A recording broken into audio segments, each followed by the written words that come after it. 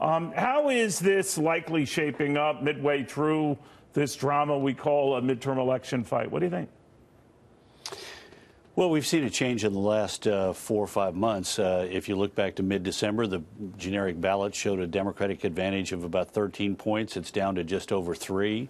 If you looked at the president's job approval last December, it was 38 or 39. Now it's 43 or 44. If you look at people's expectations of the economy and their own personal economic circumstances, much better today. Pretty good before, pretty good, even better today. So, look, we've got 5 months. That's about 4 or 5 geological ages that are going to pass between now and the time of the election.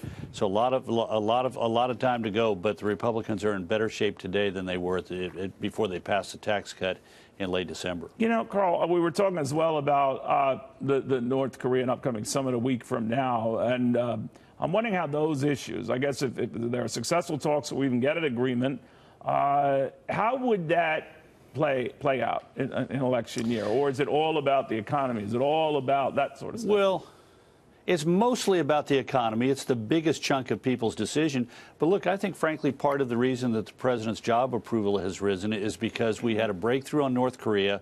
He looked decisive in dealing with Iran. He took a tough action with Syria. He's had a tough line vis-a-vis the Chinese and the Russians. But particularly North Korea, I think, galvanized a lot of people to say he's getting some success. Now, the question is going to be, do we get played on June 12th? Remember, 4 times before, 3 different presidents have succeeded in getting the North Koreans to agree to give up their nuclear programs, and 4 times they walked back from that or lied and violated those agreements. So but you wouldn't know again, this if we is why had it's an so agreement now, and we have until November. They normally don't cheat that quickly.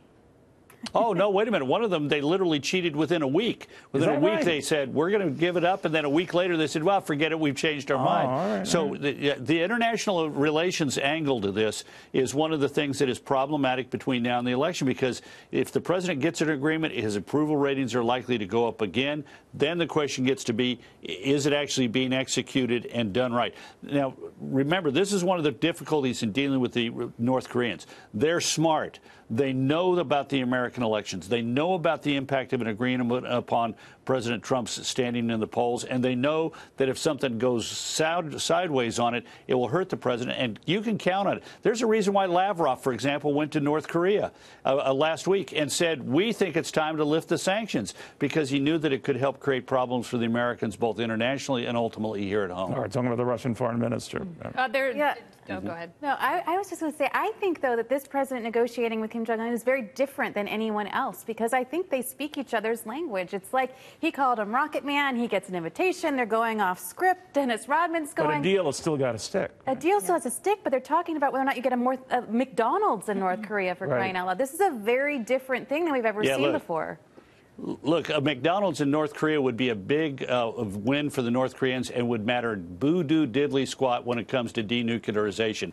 They're willing to give us those kind of things and get something in return. Look, think about it. This is a guy whose country has been thrown out of the international community for decades, and now within a matter of a couple of months, a guy who is not yet maybe 32 or 33, we really don't even know his age, we know so little about him, has already had meetings with the leader of China, and is on the about verge to have a meeting with the United States. And remember whom he sent as his emissary to meet with President Trump in the Oval Office? The leader of his military forces, who ordered an attack on a South Korean military vessel and killed dozens of South Koreans not too many years ago. So they're getting some advantages out of this already. Hundreds of thousands of people still in those hard labor camps. And, you know, right, whipping a McRib is not going to happen to them.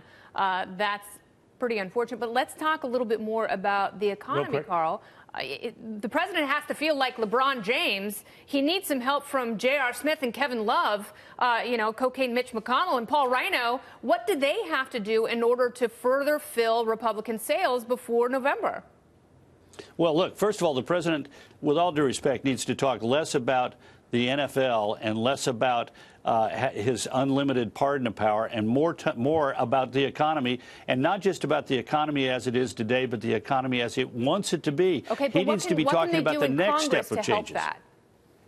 Well, They can pass his program to the degree that he's got a program, but one of the problems has been is that they've got the things done that he's talked about thus far that are achievable. But look, $1 trillion infrastructure bill with $200 billion of federal money and $800 billion from state and local governments, it ain't going to go anywhere. So they can't get that thing passed because there's no enthusiasm for it because it ain't going to work.